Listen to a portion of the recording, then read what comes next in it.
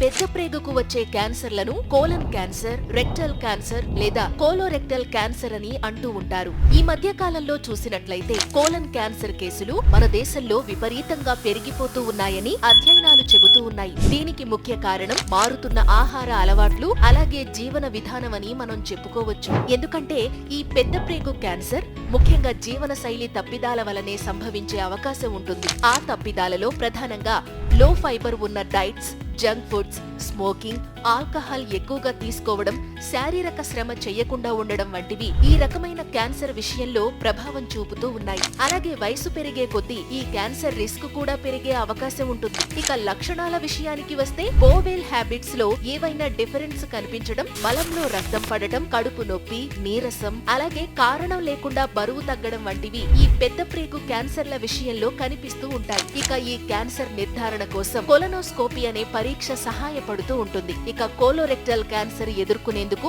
ఒక పక్క colon functioning damage అవ్వకుండా కాపాడుతూనే మరో పక్క క్యాన్సర్ కణాలను జాగ్రత్తగా తొలగించాల్సిన అవసరం ఉంది. Thank you.